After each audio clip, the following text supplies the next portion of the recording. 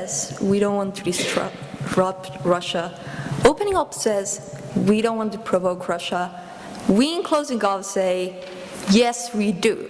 I'm going to summarize this debate under 2 points, all rebuttal integrated. First of all, the effect on Finnish society and in civil nations within their societies, within their policies, and why you get rid of the intimidation and the politics that follow it. Secondly, I'll talk about the international impact on Russia and why Putin, for example, is actually incentivized to change their behavior, right?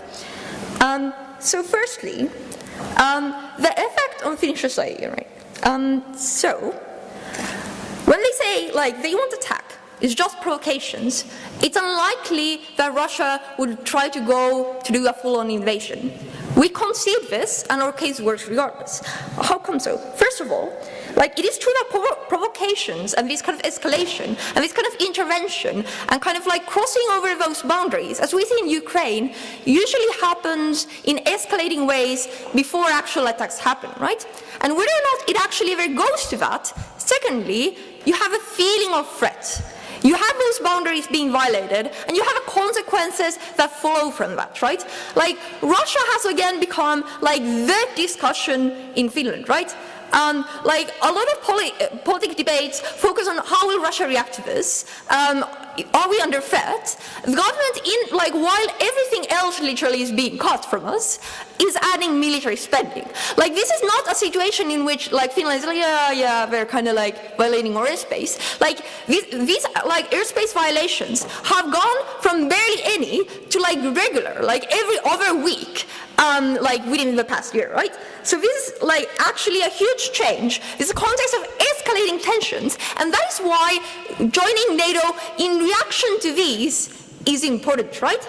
This is one of the things that differs from Baltics. Other things that differ from Baltics and like why overall, like Jordan's case of, oh, they don't care about Estonia, so they won't care about Finland, doesn't work.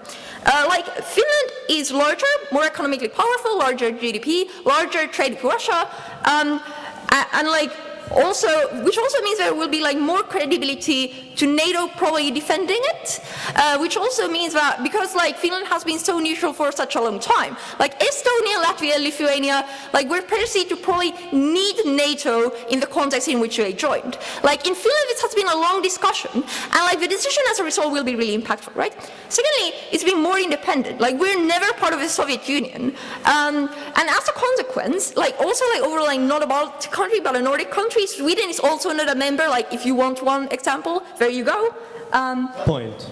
So that means that, like, basically, this is a new thing in comparison to that. Thirdly, we already have a stronger army in the status quo. Like, we have one of the largest military spendings in Europe. We have, like, a lot of like troops in reserves and so on. Like almost every Finnish man at the age of 18 takes out half a year to year of their lives to go to train, to defend their country against like attacks that for some reason always in the examples they use come from the east and use Russian military equipment. We believe that's probably something like impactful, right?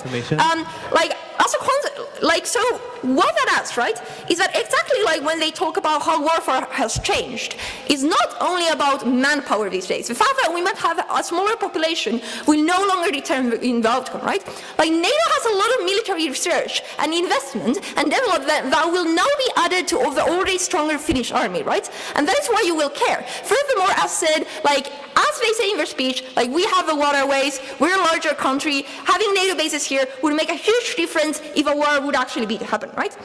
And we need to assert those boundaries. Why do we need to assert those boundaries? Like when they say, oh, we already have trade deals, etc., right? That's not true. Like these are ongoingly being negotiated with Russia, right? Like there's bilateral relations that have always been fairly tense, that have been a balance of friendship and fear. And especially after the Cold War, right?